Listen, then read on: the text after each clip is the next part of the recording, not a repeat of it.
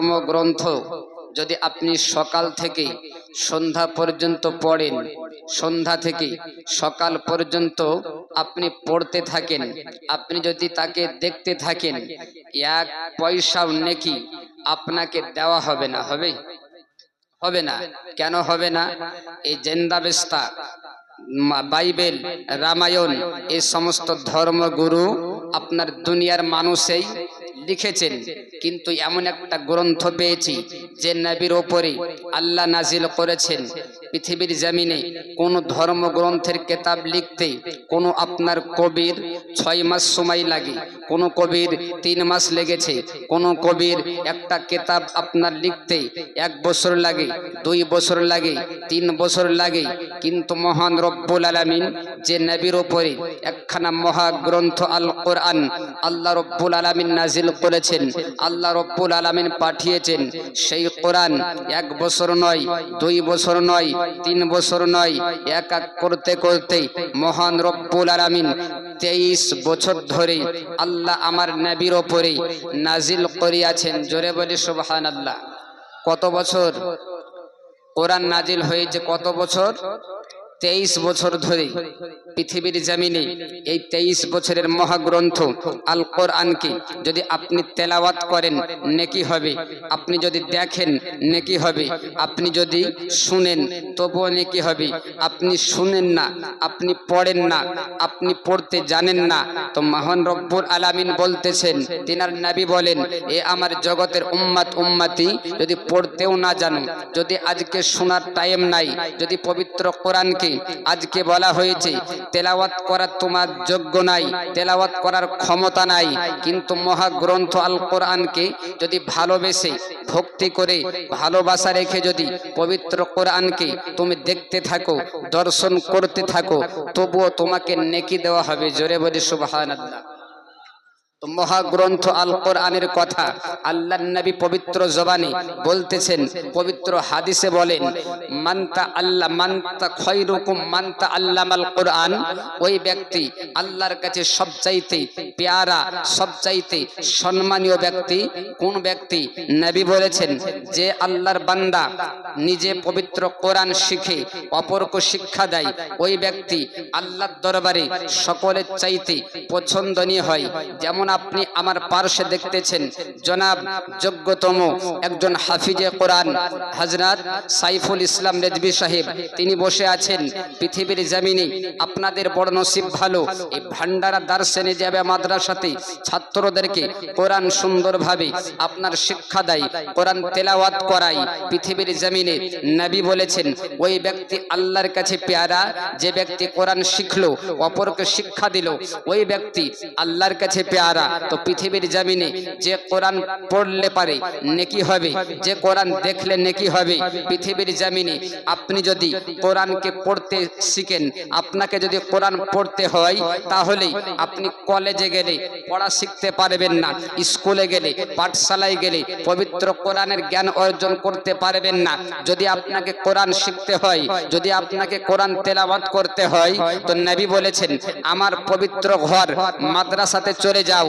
মাদ্রাসায় যাওয়ার পরে তুমি যখন বিসমিল্লাহির রহমানির রহিম বলে তুমি কোরআন তেলাওয়াত করতে শুরু করবে, আল্লাহর নবী বলছেন, পবিত্র কোরআনের একটা অক্ষর পড়তে পারলে 10টা নেকি হবে। আপনার বিসমিল্লাহির রহমানির রহিমে 19টি অক্ষর আছে। কটা অক্ষর? 19টি অক্ষর আছে। আপনি যোগ করুন, 19 10 কত হয়? 190। তো আপনি স্কুলে যাবেন, আপনাকে বিসমিল্লাহ পড়াবে না। আপনি কলেজে যাবেন, আপনাকে বিসমিল্লাহ পড়াবে না। কিন্তু আপনি আগামী কালকেই ওযু করে সুন্দর পরিষ্কার পরিচ্ছন্ন পোশাক পরে আপনি ভান্ডারা দারসে নিজামিয়া ইসলামিয়া বারাকাতিয়া মাদ্রাসায় যখন চলে যাবেন, হাফিজে কোরআন সাইফুল ইসলামের কাছে পড়তে আরম্ভ করবেন, তো আপনাকে সর্বপ্রথমে বিসমিল্লাহির রহমানির রহিম বলে আপনাকে কোরআন শিক্ষা দিবেন। তো নবী বলেছেন, পৃথিবীর জমিনে যে ব্যক্তি কোরআন শিক্ষা দিল ওই ব্যক্তির যতটা নেকি হবে, যে ব্যক্তি শিক্ষা নিল ততটাই নেকি হবে পৃথিবীর জমিনে। এ কোরআন এমন একটি গ্রন্থ, পৃথিবীর জমিনে যত ধর্মের গ্রন্থ আছে প্রত্যেক ধর্মের গ্রন্থকে আপনি ওযু করে পড়বেন না আপনি নোংরা অবস্থায় পড়বেন, অপবিত্র অবস্থায় পড়বেন না পবিত্র অবস্থায় পড়বেন, আপনি যদি বাইবেলকে জিজ্ঞাসা করেন, এ বাইবেল তুমি বলো আমি যখন তোমাকে পড়তে যাব, আমি যখন তোমাকে তেলাওয়াত করব, আমি যখন তোমাকে স্পর্শ করব, আমাকে কি ওযু করতে হবে, আমাকে কি পবিত্র অর্জন করতে হবে? বাইবেল আপনাকে বলতে পারবে না। গীতার কাছে যাবেন বলতে পারবে না। মহাভারত আপনাকে ঘুরিয়ে দিবে, জিন্দাবেস্তা আপনাকে ঘুরিয়ে দেবে। পৃথিবীর জমিনে যত ধর্মের কিতাব আছে সমস্ত ধর্মগ্রন্থকে জিজ্ঞাসা করবেন, আমি তোমাকে পড়তে যাব, আমাকে কি ওযু করতে হবে? কেউ আপনাকে বলতে পারবে না। কিন্তু যে নবীর উপরে আল্লাহ রাব্বুল আলামিন 23 বছর ধরে কোরআন দিয়েছেন, কোরআন নাজিল করেছেন, এই কোরআনকে আপনি যখন পড়তে যাবেন আপনি কোরআনকে জিজ্ঞেস করুন, এ খোদার কোরআন, এ আল্লাহ পাকের বাণী, তুমি বলো আমি যখন তোমাকে তেলাওয়াত করব, আমি যখন তোমাকে স্পর্শ করব, আমি যখন তোমাকে আমি টাচ করব, আমাকে কি পবিত্র অর্জন করতে হবে? তো খোদার কালাম বলবে হ্যাঁ হ্যাঁ। পারা নাম্বার 27, সূরাটির নাম সূরাতুল ওয়াকিয়া, আয়াত নাম্বার 79। মহান রব্বুল আলামিন বলছেন বিসমিল্লাহির রহমানির রহিম, লা ইয়ামাসসুহু ইল্লাল মুতাহহারুন। নিশ্চয় আমি কোরআনকে পড়ার আগে, আমি কোরআনকে তেলাওয়াত করার আগে যতক্ষণ পর্যন্ত ওযু না করবে, যতক্ষণ পর্যন্ত আজকে পবিত্র অর্জন না করবে, ততক্ষণ পর্যন্ত আমি কোরআনকেই তোমরা স্পর্শ করিও না। জোরে বলে। তাহলে বোঝা গেল যদি কোরআন আপনি পড়েন আপনার জ্ঞান অর্জন হবে, তার সাথে সাথে নেকিও হবে। তো সেই পবিত্র মহাগ্রন্থ আল কোরআন থেকে আয়াতে কারিমা তেলাওয়াত করেছি। পারা নাম্বার বলা হয়েছে 5, সূরাটির নাম সূরাতুল নিসা, আয়াত নাম্বার 80। মহান রব্বুল আলামিন বলছেন মাইয়ুতির রাসূলা ফাকাদ আতা আল্লাহ ওয়া মান তাওয়াল্লা ফামা আরসালনাকা আলাইহিম হাফিজা। পৃথিবীর জমিনে যারা আল্লাহর নবীর কথাকে মেনে নিল, আল্লাহর নবীকে ভালোবেসে নিল, তারা প্রকৃত আল্লাহকেই ভালোবেসে নিল। জোরে বলি সুবহানাল্লাহ।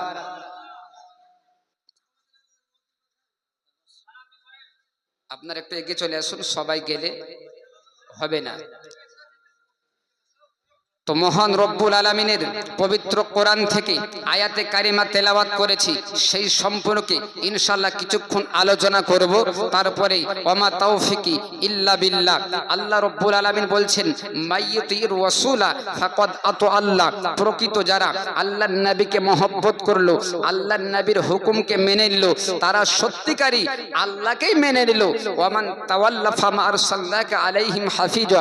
আল্লাহ বলছেন এ আমার দোস্ত, এ আমার বন্ধু, ওগো আমার নবী, ওগো আমার পয়গম্বর, যারা তোমাকে পেল আর তোমাকে মহব্বত করলো না, তোমার সঙ্গে ভালোবাসা রাখলো না, তোমার কথাকে মেনে নিল না, তোমার কাছ থেকে দূরে থাকলো, ওমান তাওয়াল্লা ফামা আরসালনাকা আলাইহিম হাফিজা। নবী গো কিয়ামতের ময়দানে তাদের জন্য তুমি সুপারিশ করিও না, তাদের জন্য তুমি শাফায়াত করিও না। এক হুকুম কার? আল্লাহর।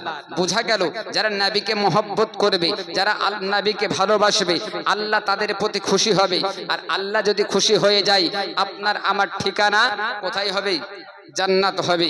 তো যাই হোক, সেই সম্পর্কে কিছুক্ষণ আলোচনা রেখে আমি আমার বক্তব্য ইতি করে দিব। তার আগে একবার ঝুমঝুম করে দরুদ শরীফ পড়ি। আল্লাহুম্মা সাল্লি আলা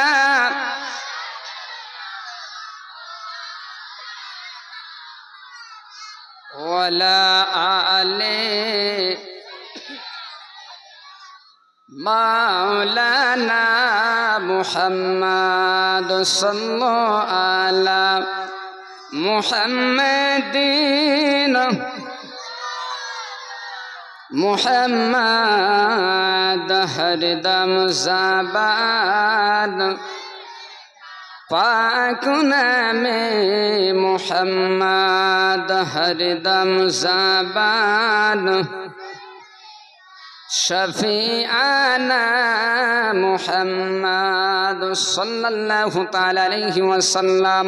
আমার আল্লাহ পাক আল্লাহ তাআলার পয়গম্বর নবী মুহাম্মদুর রাসূলুল্লাহ সাল্লাল্লাহু তাআলা আলাইহি ওয়াসাল্লামের প্রথম খলিফা, খলিফাতুল মুসলিমিন, আমিরুল মুমিনিন হযরত সিদ্দিক আকবর রাদিয়াল্লাহু তাআলা আনহুকে আল্লাহ পাক আল্লাহ তাআলার নবী এতটাই মহব্বত করতেন।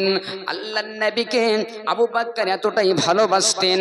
হযরতে আবু বকরের মহব্বত দেখে আমার দরদি নবী পর্যন্ত খুশি হতেন। আর নবী যখন খুশি হয়ে যেতেন, নবীকে মহব্বত করার কারণে আমার আল্লাহ পাক আল্লাহ তাআলাও খুশি হতেন। জোরে বলেন সুবহানাল্লাহ। তো সেই নবীর খলিফা হযরতে আবু বকর সিদ্দিক রাদিয়াল্লাহু তাআলা আনহু এতটাই নবীকে মহব্বত করতেন। তিনার একটা আপনার বিশ্বাস ছিল, তার মনে আপনার একটা বড় ইচ্ছা ছিল। আল্লাহর নবীর সাহাবী হযরতে আবু বকর রাদিয়াল্লাহু তাআলা আনহু আপনার দুনিয়া থেকে ইন্তেকাল করানো কয়েকদিন আগে আল্লাহর নবীর সাহাবী হযরতে মাওলা আলী রাদিয়াল্লাহু তাআলা আনহুকে আপনার কাছে ডাকলেন। ডাকার পরে বলতেছেন, ওগো আমার নবীর সাহাবী আলী, আমি আপনাকে একটা ওসিয়ত করতে চাই, আমি আপনাকে একটা ওসিয়ত করে বলতে চাই। আমি যখন ইন্তেকাল করব, আমি যখন দুনিয়ার জমিন ছেড়ে চলে যাব, আমি আপনাকে একটা কথা বলে দিলাম, আপনি আমার লাশখানাকে পৃথিবীর জমিনে সুন্দরভাবে গোসল করাবেন, আপনি সুন্দর করে কাফন দিবেন গো নবীর সাহাবী আলী। এ কথা শোনার পরে পরে নবীর সাহাবী আলী হযরতে আবু বকর রাদিয়াল্লাহু তাআলা আনহুকে ডাক দিয়ে বলতে লাগলেন, ওগো নবীর সাহাবী আবু বকর, আজকে আমি আপনার কাছে একটা কথা জানতে চাই। নবীর সাহাবী পৃথিবীর জমিনে অনেক আছে, হাজার হাজার সাহাবী আছেন, অগণিত সাহাবী আছেন গো আবু বকর, তবে আপনি বলেন আমি আলীকে কেন আপনি আমাকে গোসল দিতে বলতেছেন? হযরতে আবু বকর রাদিয়াল্লাহু তাআলা আনহু বলেছিলেন, ওগো নবীর সাহাবী আলী, আমি এই জন্য তোমাকে গোসল করাতে বলতেছি। আল্লাহ পাক আল্লাহ তাআলার পয়গম্বর নবী মুহাম্মদুর রাসূলুল্লাহ সাল্লাল্লাহু তাআলা আলাইহি ওয়াসাল্লামকে আপনি নিজে হাতে জীবনের আপনার শেষে যে গোসল দেওয়া হয়, ওই গোসলটা আপনি দরদি নবীর পবিত্র শরীর মুবারকায় টাচ করেছেন। আপনি আলী, আপনার হাত মুবারক নবী পাকের জিসিম মুবারকে লেগেছে, টাচ হয়েছে। তাই আমি আবু বকরের চিন্তা হলো, যে হাত দিয়ে নবীর শরীর টাচ হয়েছে, যে হাত দিয়ে নবীর শরীরে আপনার স্পর্শ হয়েছে, এই হাত দিয়ে আল্লাহর নবীর চেহারাতে আপনার হাত লাগানো হয়েছে, এই হাত দিয়ে নবী পাকের মাথা মুবারক স্পর্শ করা হয়েছে।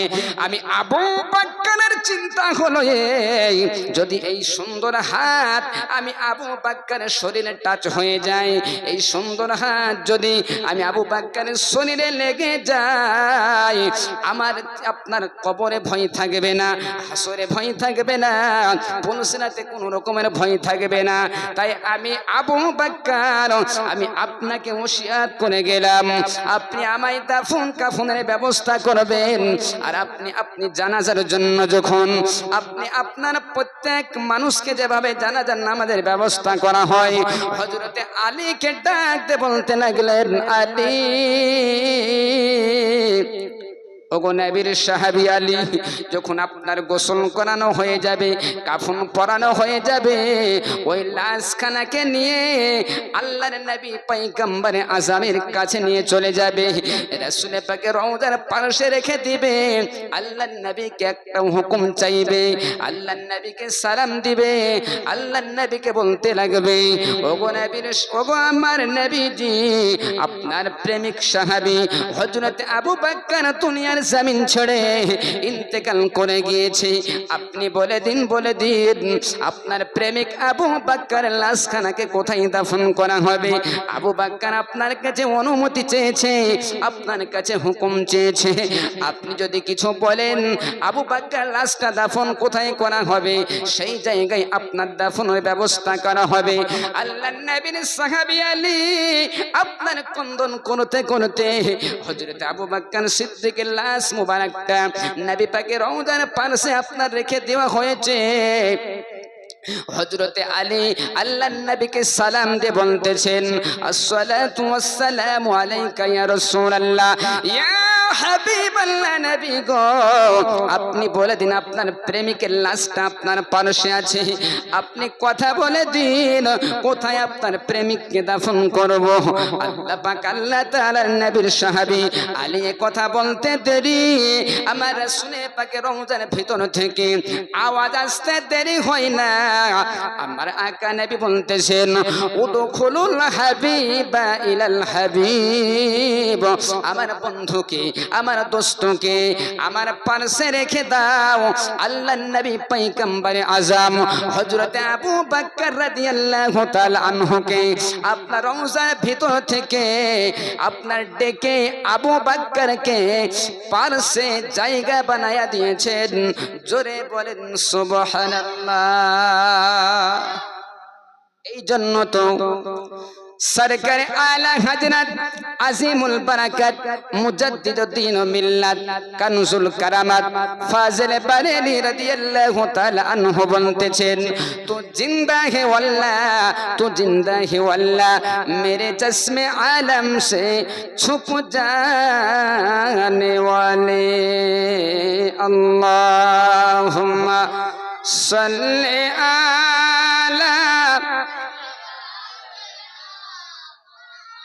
লানা মুহাম্মাদ ওয়ালা আলে মাওলানা মুহাম্মাদ সাল্লাল্লাহু আলাইহি ওয়াসাল্লাম। মদিনা মদিনা, সকলে বলেন মদিনা মদিনা, আশিক মুমিনের ঠিকানা, দিদার চেয়ে কাঁদো তুমি, দিদার চেয়ে কাঁদো তুমি, হও না নবীর দিওয়ানা, মদিনা, জোরে বলেন মদিনা, আশিক মুমিনের ঠিকানা, দিদার চেয়ে কাঁদো তুমি, দিদার চেয়ে কাঁদো তুমি, হও না নবীর দিওয়ানা, মদিনা মদিনা, আশিক মুমিনের ঠিকানা। নবীর শ্রেষ্ঠ সাহাবী হযরত আবু বকর সিদ্দিকী ভালোবেসে শৈল পাশে, ভালোবেসে শৈল পাশে, গিয়ে দেখো মদিনা মদিনা মদিনা, আশিক মুমিনের ঠিকানা, মদিনা মদিনা। হযরত জালালউদ্দিন সিউতি ৭৫ বার দেখলো নবীজি, কতবার? হযরত জালালউদ্দিন সিউতি রহমাতুল্লাহ আলাইহি ৭৫ বার স্বপ্নে চোখে আমার দয়ার নবীকে দেখেছেন। জোরে বলেন। তারপরেও মনে তৃপ্তি আসেনি। যেটা দেখতে খুব সুন্দর হয়, মানুষ বলেন পাখি বলেন যাই বলেন না কেন, যদি দেখতে সুন্দর হয় দেখতে বারবার মন চাই, চাই না? বা একবার দেখবেন মন বলছে আর একবার দেখতে পেতাম, দ্বিতীয়বার দেখবেন মন বলছে আর একবার দেখতে পেতাম। তাই নবীর প্রেমিক আশিকে মুস্তাফা হযরতে জালালউদ্দিন সিউতি রহমাতুল্লাহ আলাইহি তিনি স্বপ্নে চোখে আমার নবীকে ৭৫ বার দর্শন করেছেন। জোরে বলেন সুবহানাল্লাহ। তাই কবি বলছেন, হযরত জালালউদ্দিন সিউতি 75 বার দেখলো নবীজি, এতবার দেখিয়েও নবী, এতবার দেখিয়েও নবী তৃপ্তি তাহার হলো না। মদিনা